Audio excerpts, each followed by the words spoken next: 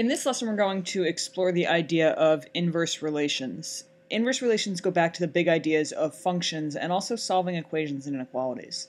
It's important that you walk away from this lesson understanding that the inverse of a relation, or the inverse of a function, may or may not be a function. So just because you have a function when you start doesn't mean that when you find the inverse that you're still going to have a function.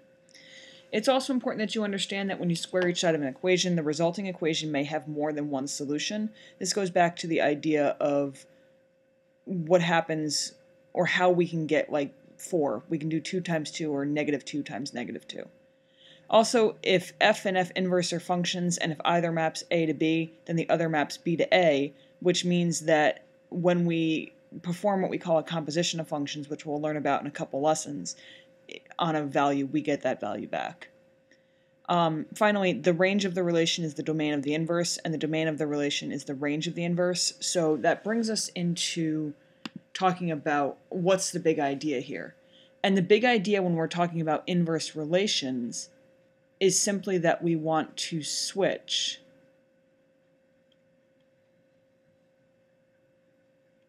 the domain and the range. So that means that we're switching x and y. So here, if we wanted to find the inverse of each relation, in this first example, our relation was presented as a mapping diagram. So what we'll do is we'll present the inverse as a mapping diagram. So I'm going to go ahead and label this D inverse and R inverse. That's what that -1 that kind of looks like an exponent means. It means inverse.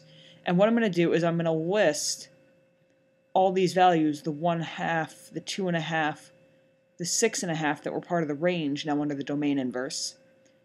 And anything that was in the domain, I'm going to list under the range inverse. And then I'm going to put in the arrows. -2 was paired with 1/2, so I pair 1/2 with -2. 0 was paired with 2.5, so I pair 2.5 with 0. 4 was paired with 6.5, so I pair 6.5 with 4. And 5 was paired with 2.5, so I pair 2.5 with 5. This is a great example. Here, the original relation was an inverse. Each one of these domain values was used only once. But when we find this original relation was a function because each one of the x values was used only once.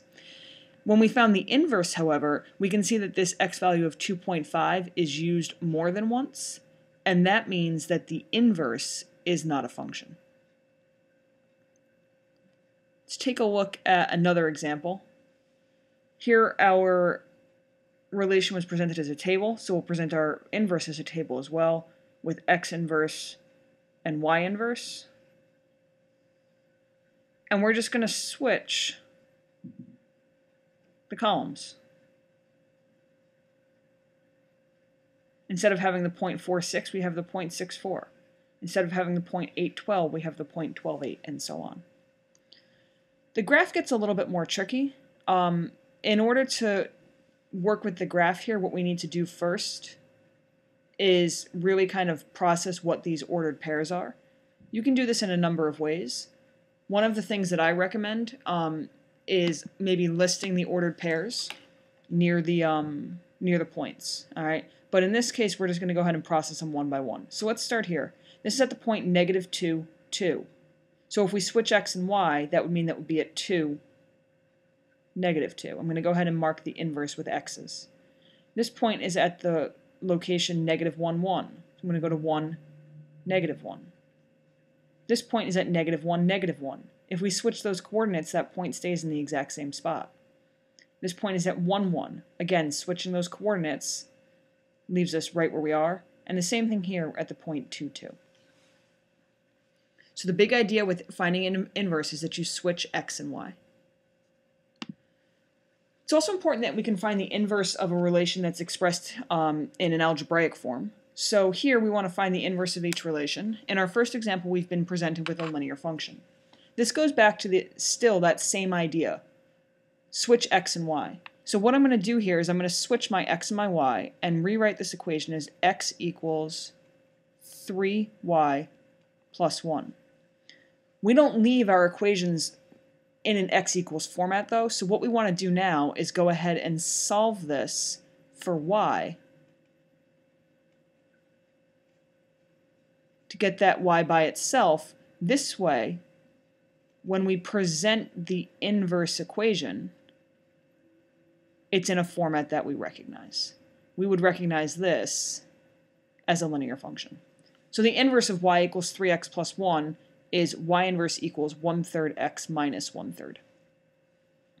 Same example, or same idea over here. Switch the x and the y, so x equals y squared plus 3. You'll notice that when I switch the x and the y, only the x and the y move. Every other piece, including exponents and constants, stays exactly where it was. If we solve here, we'll start by subtracting 3. So x minus 3 equals y squared. And then to undo this squared power, we have to take a square root. If you remember in the intro, we said that sometimes when you have to square both sides, you end up with multiple solutions.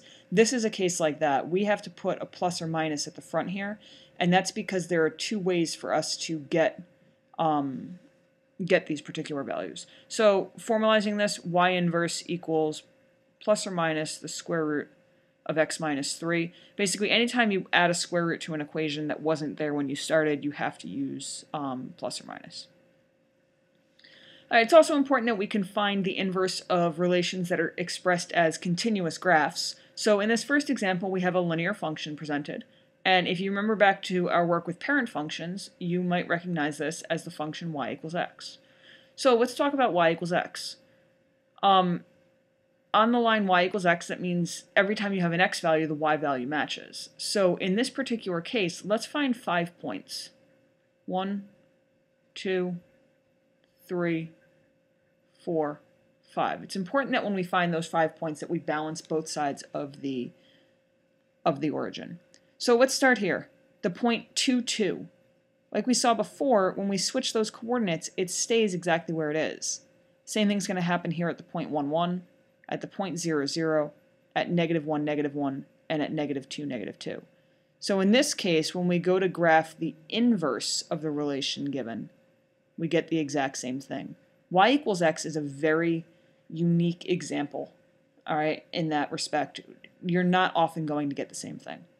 Let's look at another example. Here we have the graph of y equals x squared, so this is our parent function for the family of quadratic functions. Let's find 5 points again. And the reason we're picking 5 is because we've started to look at graphs of different shapes, so it's important that we can get the full picture of what the inverse is going to look like. So let's start here. This point is at the location -2, 4. So for the inverse, switch those coordinates. I'm going to go to 4, -2. This one here, I'm at -1, 1. So I'm going to go to 1, -1. We stay right where we are for 0, 0. We stay right where we are for 1, 1. And then we have 2, 4, so we're going to go to 4, 2. Draw in that curve. And you're done. So the really big idea that you need to walk away from today's lesson with is understanding that when you're asked to find an inverse, you have to switch the relationship between the domain and the range. This is useful in the real world because we don't always want to just compare two factors as they're presented to us. So for example, if